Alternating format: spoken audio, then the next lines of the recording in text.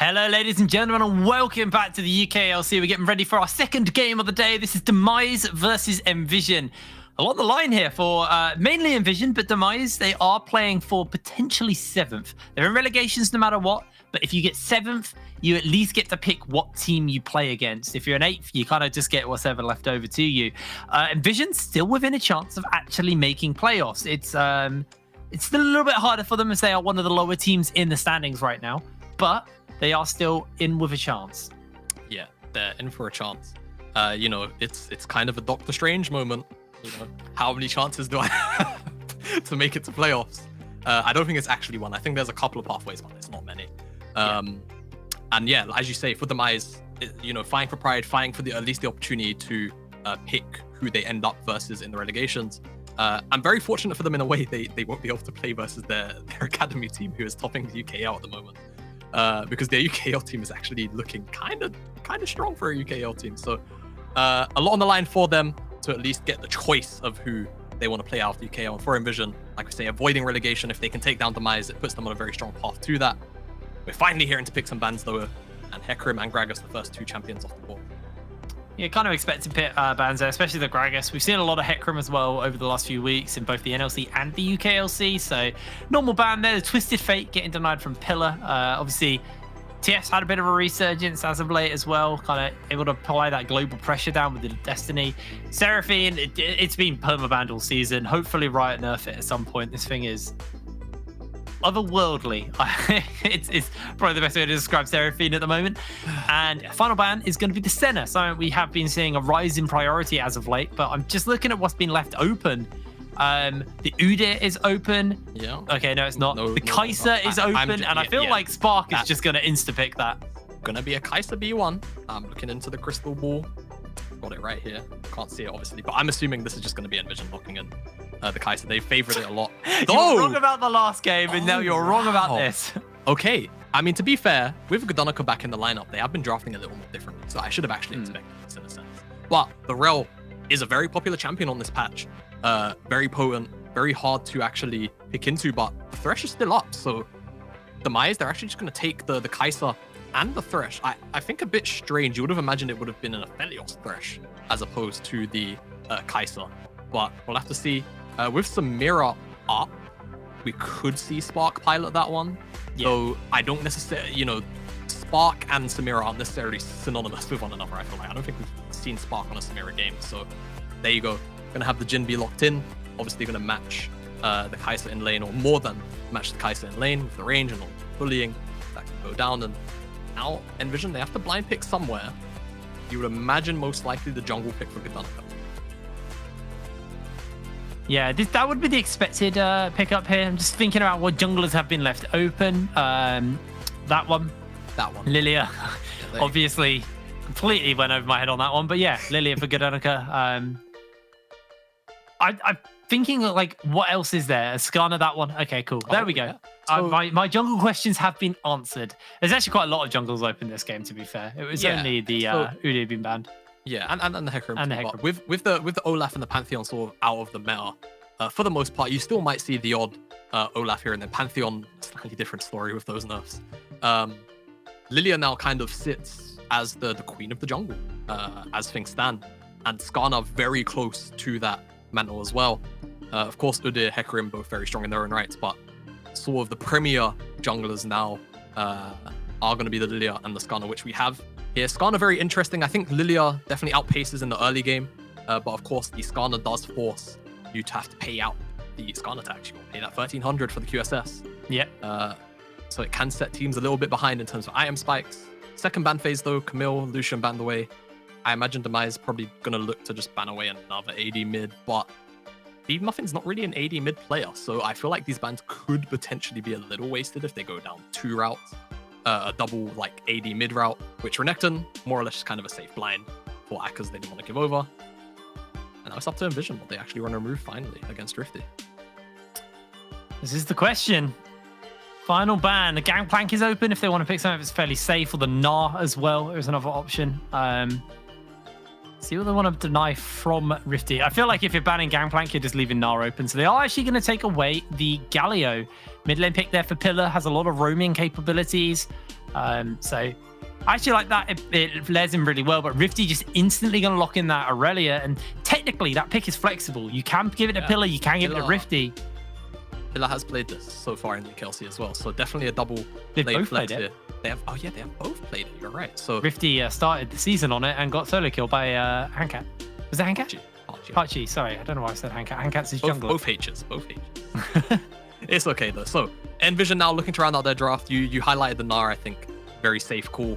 And with the Gnar lock-in, I wouldn't be too surprised to see Rifty be the one piloting this Irelia, unless the mid lane lock is so abusive for the Irelia lane that Pillar wants to actually take it and they give Rifty another counter matchup. So this Irelia lock-in very powerful in this kind of position against the Nvision solo laners champion pools. As the timer's ticking, could just see a very standard mage, something like Orianna or Victor come out of BB Muffin, or even the Azir, as that's going to be the lock. And with the Azir there, Irelia isn't necessarily too fond of this matchup. In levels 1 to 5, she can definitely, or 3 to 5 really, she can definitely bully out the Azir and catch him off guard. But I imagine you would want to actually send this Irelia up to the top side into the Gnar, and you give Pillar something that's a little more standard, a little more AP damage there, definitely missing. Well, that's going to be the Silas lock-in. Technically still flexible between mid and top, so we'll see which one goes where. But realistically, I expect this to be Silas mid. Although...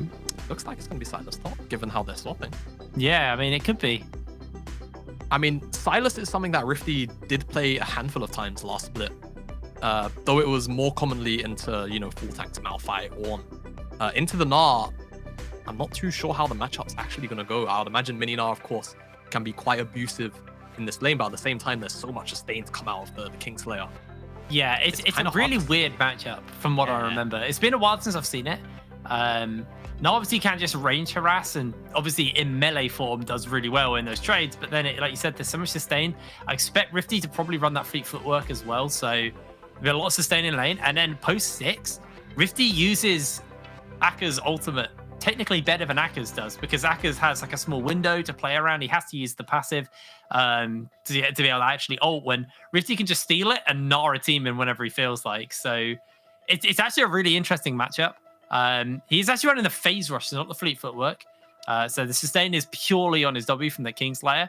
But phase rush obviously means he can zip in, trade, and zip out. So interesting matchup here. I thought we were going to see that Aurelia top, but it is actually going to be the Aurelia into Azir, and Demise, they're throwing the gauntlet down right now. Yeah, I do have to say, I feel like lane matchup to lane matchup, this is not the, if I was the coach of Demise, I don't think I would have had Aurelia mid into the Azir, but let's see, maybe Rifty just feels more comfortable piloting the champion as opposed to having the Aurelia into the matchup.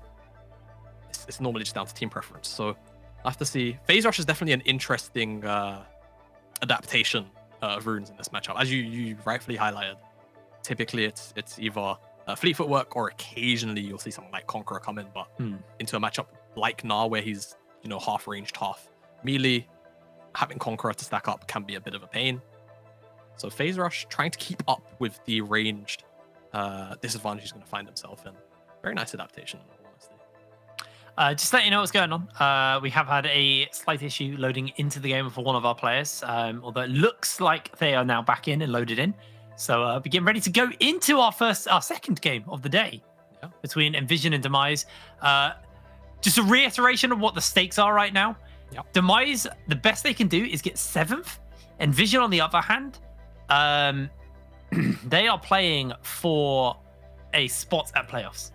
That is the most simple way to do it. It is higher relegation spot and playoffs are the two stakes of both of these teams. Yeah, the ceiling for Nvision is still playoffs. It's still attainable. Things do have to align a little bit for them, but it's still there. That's the important thing. It means that they still have that drive to format that ceiling. It's not like they're locked into either avoiding relegations or attempting to avoid relegations or just relegations themselves. Bulldog above them, I mean, realistically, Bulldog could very easily have a 0-2 week because of their very unfortunate schedule.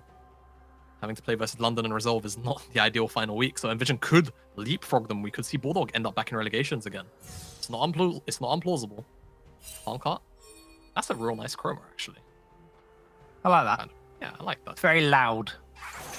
Loud. This could be kind of troublesome. But Spire movement speed. Oh, that's something I've noticed. Have you noticed the Spires? If you've watched any Skarner games recently, the Spires are actually bugged.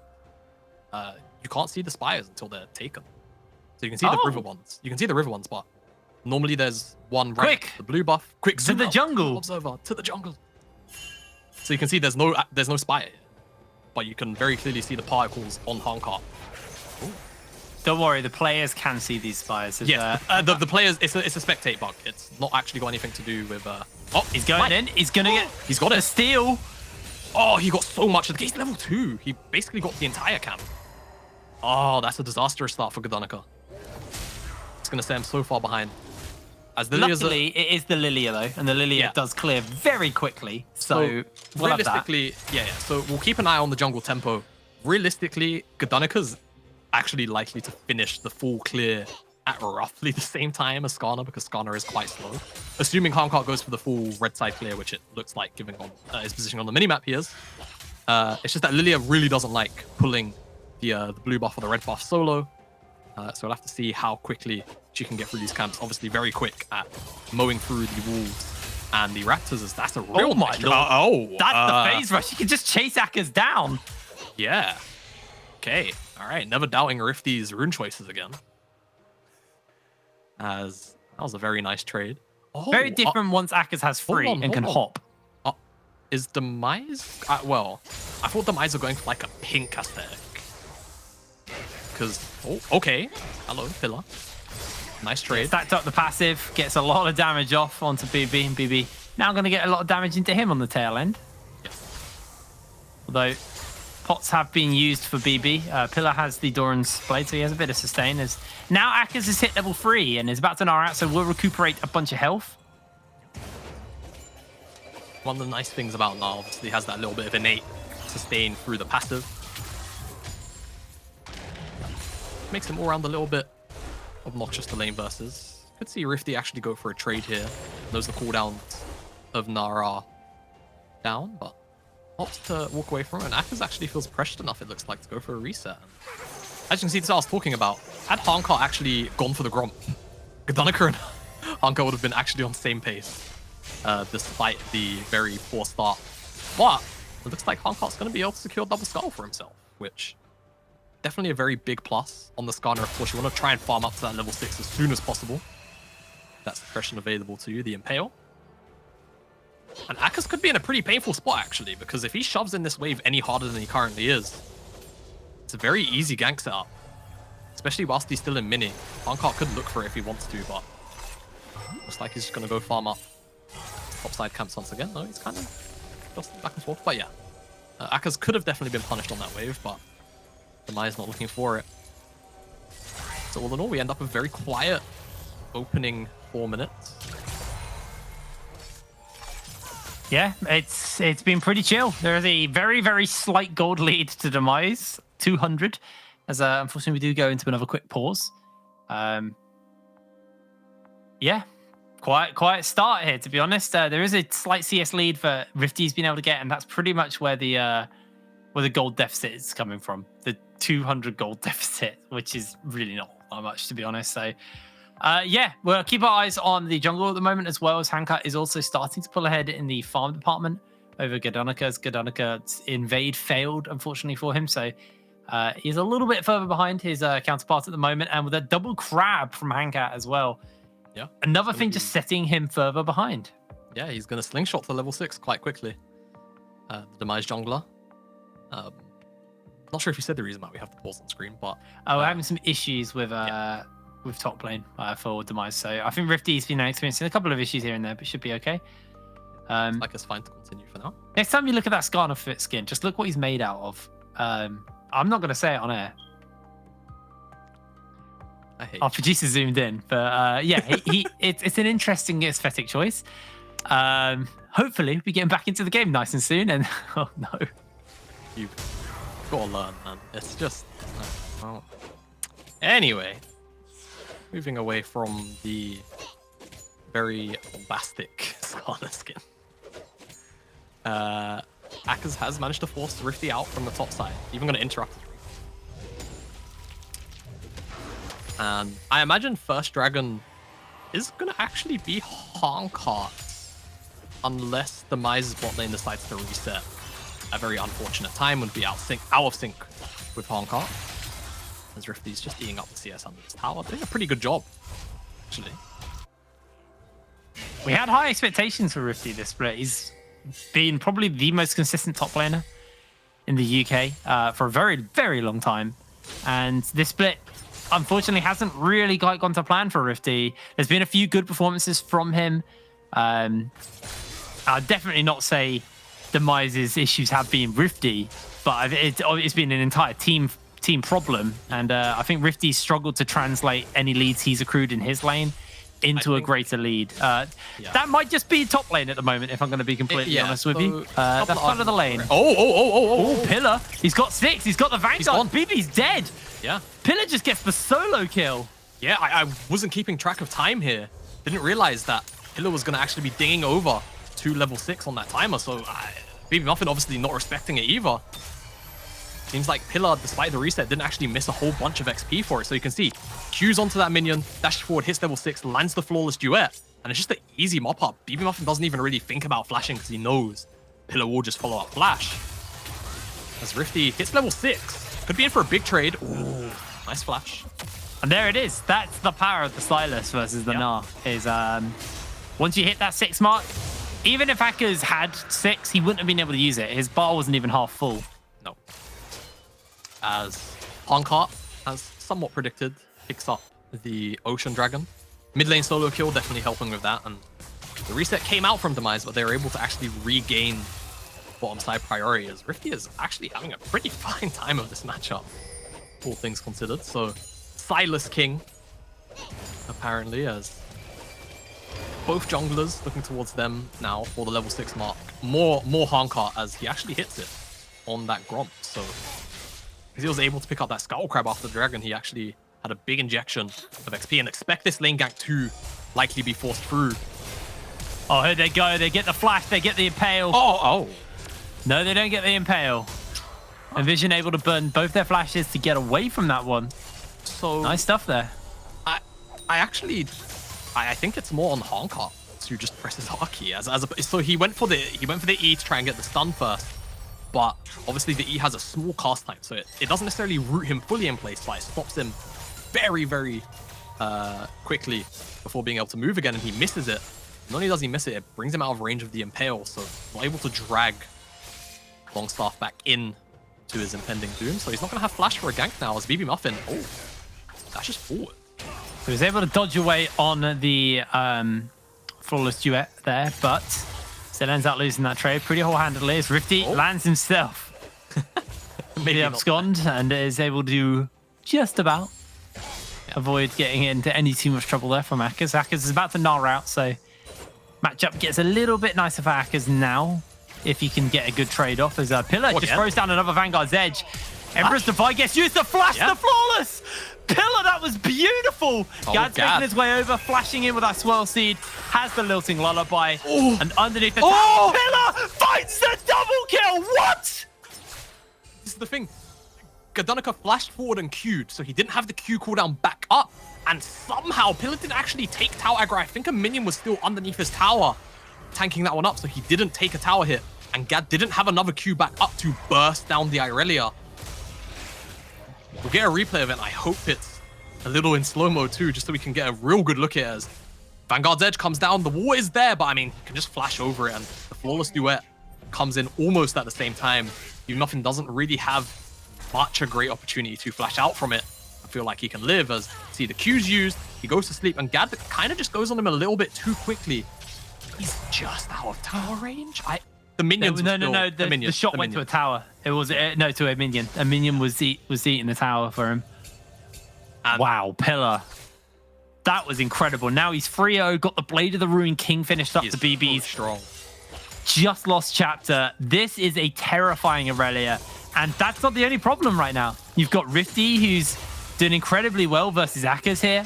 I believe the timer on the ult has worn off, so Rifty will be able to steal away Akers' ult. And may just look to do it any moment as he's just continually poking out. Handcat maybe setting up as Pillar jumps in onto BB. They're going to look for this kill. They haven't got the Vanguard's edge, but the flawless duet's going to force the flash. Yeah, see, fortunately, BB didn't flash to the previous 2 solo kills. He was able to flash out from this gank from Handcat. As actually even had a rotation from Kuzi coming in. So Demise were even thinking about a potential 3-man dive. As you rightfully highlight, even in top side, things going right for Rifty as well. And honestly, Pillar, the last time he piloted this Irelia, he had a pretty okay time inside of the laning phase. The issue was he wasn't actually able to find too many solo kills. And he was getting camped a lot harder than, well, no one's really paying his lane much attention from the Nvision side in this game. So he's kind of just having a real nice time of it. BB Muffin, he's not really been able to manipulate the wave in a way where he can't be forced onto. And especially after the first solo kill, Pillar effectively just has complete control of the wave. He can kind of do whatever he wants with it. And that means BB has to step up to CS in this. He's got a 2-level lead. 2-level lead over BB right now. Yeah. 11 minutes into the game, and there is a 2-level lead between the mids. Can we actually get a quick toggle on gold and see where we are right now? Yeah, that's a problem. The entirety of the gold lead is just it's almost gold coin for gold coin.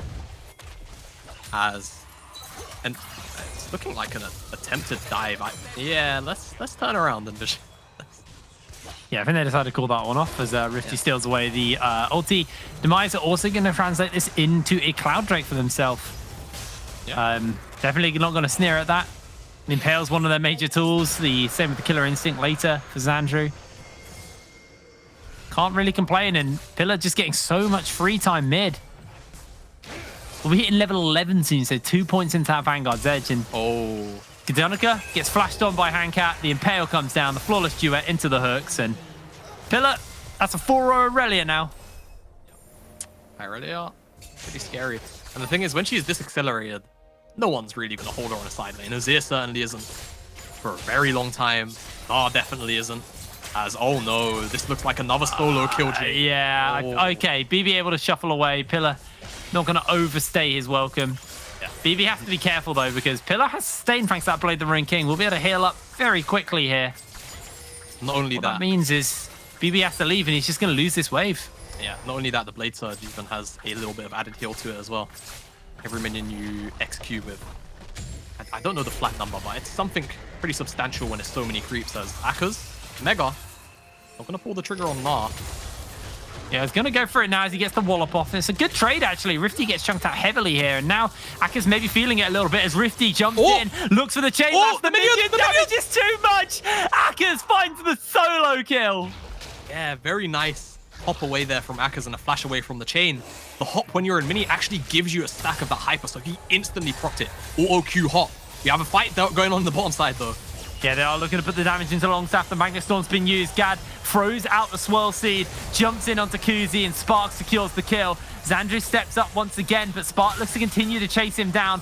Look at Pillar on the minimap, he's on his way. This might just be the stuns they need, and they find themselves the double kill. Spark cashes in, but here comes Pillar. Here comes the teleport. Longstaff will be the first to lose his life as Rifty shuffles forward, goes for the Abstunt and the Abstuck, able to get himself that kill. Teleport's coming in, and the backup is here. Pillar taxiing through the minions into these team members. As here comes the little by the Impale is there, and Spark is gonna get cooked by Pillar. Q's over the wall with that Blade Surge and secures himself the kill. Demise turn it around. Demise, they turn it around finally again. Another game where they're actually ahead in the early game. And this is going to be the important thing to track because they're actually not crazy far ahead in gold. Having the replay here of this fight, you can see it's just Kuzi stepping a little bit too far forward. After he flashes even the Magnet Storm, locks him in place. The stopwatch is nice to buy time, but realistically doomed to fate either way. And then Nvision, they shove in this wave. Xandru's just trading war attacks, and he gets eventually dived on to by Longstaff, stunned up. Spark picks up this kill, and Rifty just came out of base from getting solo killed, so he's got that teleport ready to be down here for this fight. He takes down Longstaff. The flash from Gdanica is good to avoid the stun, but look, the minions at perfect HP values for Pillar to just taxi through, as you say. Finally, Hankot shows up, and he locks down Spark, managed to get the stun auto off, and that's the important thing. That allows Pillar to dash back over the wall as on the top side, Longstaff also cleaned up another kill. Very positive outcome for Demise, but here's the important thing. Demise, they've had a game state like this previously, where the Irelia, despite actually not necessarily being too far ahead, they weren't able to play around the Irelia. They weren't really able to facilitate him in the side lanes. Pillar was not really played for. That's going to be the important thing for me to look at. Are Demise going to successfully prop up this Irelia to be successful? Rifty is being the recipient of a gank right now, but Hankot's here. Yeah, he's going to get gnawed back as well. Gad uses the Lilting Lullaby to buy a bit of space, but this is one dead deer. Eep, watch out. That's going to be one scary scorpion. One fabulously scary scorpion. One may say truly outrageous. As, yeah, it's just going to be a nice counter gank coming in. As, unfortunately, Gdanica really not finding the impact he wants to in this game. 0-4-2. As Pillar 2v1ing in this lane, looks for the Vanguard's edge. He actually jumps in? Oh. No, he's not. Okay, he's not. Okay. He's just brought the Vanguard, gets caught up by the Deadly Flourish. They do the stun onto him. Here comes the curtain call. Here comes the Magnet Storm. Pillar gets shut down by Spark. That was a 1,000 gold shutdown, I believe, as well. Yeah, he had a not what they needed. Yeah, that's not ideal. That's really, really not ideal. And this is what I was saying. Demise, they were just playing Thrifty on the top side right now. For Pillar, this is his weak side. He shouldn't be making this play, irregardless. I don't know what other information they had on people like BB Muffin. Of course, Akers has teleport. So it's just not a play he should be making, fundamentally incorrect to go in there. And he's punished for it and giving over a big shutdown to a player like Spark, who has honestly been the shining light for Nvision. Even through the rough times, you can see he's 3-1 now. Spark's always been the player that's always relatively performed okay, even under tougher circumstances. However, it seems like circumstances mean Nvision aren't going to be able to contest this dragon. We'll be looking at Mountain Soul again in this game, as again in today. As Demise securing their third dragon for themselves, and no contest coming out from Nvision. I'm gonna take the foot off the gas because there's a lot on the line right now, and I think it's time we chill out for the moment. So, you've not seen Avatar: The Last Airbender, which is worrying. I might have to hold this. Okay, don't worry.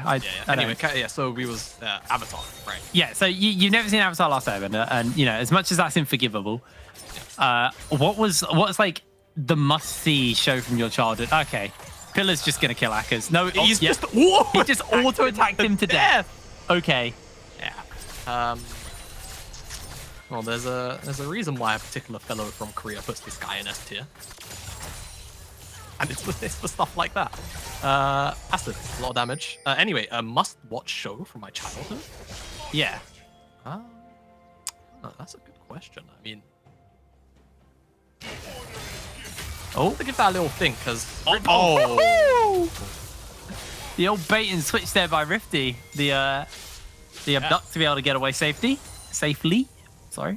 And that's a big deal, because if the Demise actually can send numbers down here, BB can die without the Emperor's Divide. However, it's actually Gdanica who's first to the mark. Has walked over a ward as he was sweeping it. So Rifty should be okay, unless they really look to force on this wave. He's going in, he's got the shuffle, but BB flashes away. Gad puts down the Lilting Lullaby, the chain lashes there, and BB gonna send the soldiers forward. The Leandri's burn is big, but it's not gonna be big enough, and BB able to survive that one with a very good flash. Meanwhile, though, Demise summon the Rift Herald in the mid lane, and with the inside track, this will be this tier 2 going down. They may get the charge out into the tier 3 as well. Open up this inhibitor nice and early. Because I don't think there's really going to be much of a response from Nvision, as Gad has made his way over, but has no Lilting Lullaby, so down goes the Herald. The tower is chunked. Honestly, Pillar is so huge. Despite that pretty big fumble in the bottom side, giving Spark the shutdown, he still remains the by far strongest member in this game. He's level 14, 2 levels higher above anybody else in this game. Absolutely absurd, and even maintaining a 10 CS per minute. Additionally on top of that. So even with that whoopsie in the bot lane. Even with the whoopsie in the bot lane. Anyway, TV shows. So I was giving a bit of the thing. I mean, I don't know, man. There's not like much. What did you do? What did you watch as a kid? What was Jamada's childhood like? There's just stuff like on like Cartoon Network, Nickelodeon, SpongeBob, Drake and Josh, stuff like that. Yeah, but they were like givens, right? There wasn't like a big show for you as a kid. I mean, the big show for me as a kid was Dragon Ball Z. Well, there you go. I wouldn't say that's like a must watch though. Yeah, But I it agree is with you on that definitely- one. It's like a big cultural thing. You know? It's kind of what brought anime to the West. I like It the did. forefront. True. So maybe by those criteria, it's a must watch. But I don't think it's necessarily one now. Maybe back in the day, you know, if you was a kid in the mid 2000s, then it You was, don't think it stood the test of time quite like Avatar did? Well, no, I think it's okay. Plus, it's gotten like a bunch of like soft remakes from Kai, where they basically just made it much closer to the manga. There's like a lot less filler in it. Demise, I think they're looking for an engage. It looks like Hankat's coming in. That's going to be the Impale. And BB Muffin basically delivered himself backwards there as Hankat got hit by the ulti. That was tragic. And pretty much on spawn, this Baron is going to get taken out by Demise. 2 games in a row, a fight has occurred. Well, in this case, Demise were forcing the issue at the 20-minute mark, and it's going to look like it's going to turn into a Baron. Gad has no flash, and Nvision just looks like they're going to give it up. See them backing away. And I mean, on pace for Demise to, at the very least, keep themselves in play for his 7th place finish, trying to keep Nvision down with them. As very nice engage, and as you say, unfortunately, BB Muffin has no flash. He basically delivers himself backwards a little bit with the Emperor's Divide. Nothing more really to see there as Spark picks up a tower on the bottom side. Oh yeah, I mean, Dragon Ball Z, if you're a mid-2000s kid. I guess by that criteria, also Naruto kind of fits that category, right? Though I don't think it's as must-watch as Dragon Ball we're really talking about. By the way, Soul is spawning, but I've got a bit of an inkling Nvision aren't going to be fighting over this. I think it's a bit like that last game. It's only a Mountain Soul. It's irritating to lose, but it's not like... Oh no, they got Ocean Soul, and they are 5,000 gold up. It's Mountain Soul. It's going to make them harder to kill, but they're already struggling to kill them as it is. Yeah. It's not going to make it easier for them to kill you outside of tower diving, maybe. Yeah. It's no Infernal Soul damage. It's no Ocean Soul healing, which, I mean, with how Fed Pillar is, that would actually be quite obnoxious. It's just going to be the couple hundred HP shield. Of course, as Demise looking to lay waste to this tower. Thing is, their composition is relatively short range, so they kind of just have to wait for this cannon to whittle away at the tower, which honestly is doing a pretty good job of so far. BB Muffin's going to be able to, hopefully for them, take down the tower. Gonna most likely delay the inevitable for another wave or two, as you can see that tower is very low. Yeah, and someone has to go bot lane as well to deal with Rifty. He's shoving the wave in. He's going to take that tier 2, and now Akka's not really as able to deal with this tower, and that's going to be enough for Demise to step up and take this inhibitor tower and take the inhibitor as well. Rifty's going to continue to keep this shove in the bot side. There's a massive wave stacked up top lane though, so Demise not going to be able to take a top lane tower off the back of this Baron, just due to how far away the wave is. And they're going to continue the siege here. They've still got Baron to work with, they've still got Soul, they've still got health. Skill shots flying left and right. Looks like Demise potentially taking their foot off the pedal here, though Rifty does have teleport if he wants, but yeah, he's just going to instantly return here. They don't want to stop the siege. Looks like Demise are very intent on dropping this bottom tier 2 tower. That's the Rifty goes in the 3-man slam back. They do get pulled out for the moment, and Xandru buys himself some space. Nvision are crumbling right now to Demise, as that's the double kill for Xandru. He's going to make it a triple. The Spark, Gale forces forward. Hankat has got the slow from the Crystal Shards, the stun, the cleanse, and Spark is going to get chased down. Xandru looking for the Akafian rain to find that quadra kill. Not going to get it, and now... Actually, Hankat gonna have to be very, very careful as the bullet's getting bent. Not quite close enough. Hankat gets his shield back from the Mountain Soul. And with this wave, Demise keep dreams of 7th alive. As Rifty, Yeah, it's fine. Didn't want that KDA's already ruined, might as well. Yeah. 24 minutes on the clock. Demise find their 2nd win of the season. The 3rd win. Yeah, third Win. win. Hat-trick. Hat-trick, there you go. Finally finding their hat-trick of wins here into Nvision, who right above them, honestly, a lot of the teams above Nvision very happy with the outcome of this. It just eliminates another potential contender going into playoffs. And with that loss, I would imagine it's mathematically done for Nvision now.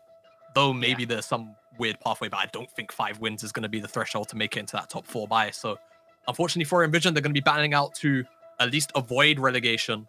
Of course, Bulldog could very well end up having a 0-2 week, so they could be tied with them, but I can't remember the head-to-head off the top of my dome, so I'll have to get back to you with that. But for Demise, at least a fighting shot at making it to 7th place, and I think that's the important thing for them. I think that's very important for them. Yes. The option to pick who you play against could be the difference between remaining and leaving the league. So super, super big stuff there for Demise, and I'm sure they are bloody happy with that one. Now, we're going to throw to a quick break, so we're sorry.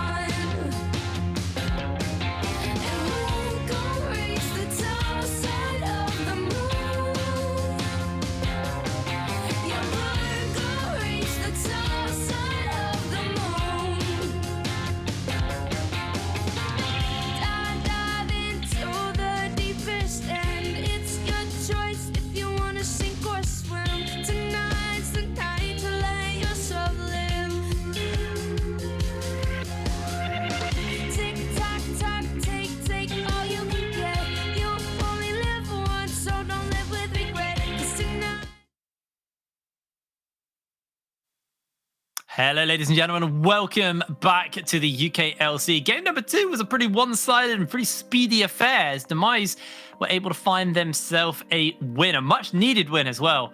And before you open your mouth, Jamada, we're actually going to bring in Xandru for an interview and a chat about that game. Xandru, how you doing? You all right? I'm doing great. Good to be back here. Should have been here sooner, but at least I'm here. I mean, we haven't had the chance to really speak to you guys all that much, as this is your third win of the split. There's kind of no beating around the bush, but what has been going on for you guys? Because it hasn't been a great split, has it? Not really. And honestly, a lot of people talk about the issues they see in game, but honestly, everybody's saying we should have done that in game, we shouldn't have picked that, but our issues go far beyond that. You know, I mean, we have to take it step by step. Before you go into game, you have to fix the issues outside of the game, then draft issues, then gameplay issues. So it's been rough. I don't think it's necessarily anybody's fault. It's just we didn't have a good time synergizing with each other, and the more we start learning each other and finding our playstyle, the better we start showing up. Unfortunately, it's a bit too late, but at least I'm confident we're gonna do well in relegations. Yeah, it's definitely a full process, especially you guys ended up swapping out junglers mid-split, so especially in a meta which is so jungle heavy. You know, that was honestly the biggest issue. Yeah, swapping out a voice in the middle of the split like that can definitely leave you in situations like this, unfortunately. But I do want to ask, you know, obviously picking up the win here is very nice. It means that you guys can at least potentially look at 7th place, so you can pick who you are fighting against in relegations. One, you know, how do you feel looking at the teams that you could potentially be playing against come the relegations? And then also, you know, how has the sort of mood been since you guys have known you're going to be in relegations? Has the mindset changed? Have you still been looking at just improving as a team whilst you guys are still going to be together? We definitely have, honestly. It's really pleasing to know that even after we had no more chances to make playoffs, we still stuck together and said, okay, we've been asked if we want to scrim anymore. Like, we were considering, do we want to scrim anymore? And everybody's like, hell yes, of course we want to. We still have a lot to improve on. We can use this time to get better. I'm really glad that nobody wanted to back down from scrimming, and we just kept improving. And today we showed some results. And honestly, I don't regret this split at all. I don't find it sad. I mean, obviously it's been rough, but this was obviously my first split, and I learned that I really enjoy playing competitive, and I really learned myself as a player. So I'm really looking forward to play more. And honestly, This sounds a bit weird, but I'm looking forward to play relegations because that means more games, and I really enjoy being in this kind of environment. So, I mean, honestly, mate, really nice to hear that. Kind of very humble to you know, recognize that you guys. It hasn't been the best split, but you've learned a lot. I mean, you've got players like Rifty who are incredibly experienced, and I'm sure you learned a lot from them. What do you think like the biggest takeaway from the split has been then for you as a player? Even though it's a very team-oriented game, there's a lot of factors you cannot control within a team, so you should just focus doing your best, even though your best means very little impact that might not get you the win in the end. Awesome. Xandru, honestly, really nice to speak to you. It's really good to see the insight. I'm really happy that, you know, you guys don't come across as disheartened from this split, and you've embraced it and you've used it as a learning opportunity. I really hope we get to speak to you again. I really hope we get to see you again playing in the future, mate. Yep. Thank you very much for the interview, and we'll speak to you later, all right? All right, see you later. All right, well, Jamada, it's now over to you to break down your favorite play of that game. So let's whip up the drawing board and have a look at your favorite slice of action. Yeah, and it's just going to be this sort of hard force onto the bottom side of Demise by Nvision. And honestly, I've loved the 2 times that we've had Xandru on. I'm just going to let the clip play out, if it wants to let me, that is. The issues are still going on. I think the issues might still be going on. It doesn't seem to want to let the clip play. Draw it. Draw the clip. Animate on air. Animate on air, yeah. But no. Okay, talk it through then. Talk it through without the replay. Talk it through without the replay? You kidding? Well, okay. Nvision overforced the play a little bit too hard. It gives Pillar enough time to walk back down. Rifty just died from a solo kill, and he has teleport onto a deep minion. And it just basically means that all of Nvision die after the bottom side dive. I think I think we're going to get it as a replay instead, which could definitely... Oh, there we go. Cool. Okay, so there you go.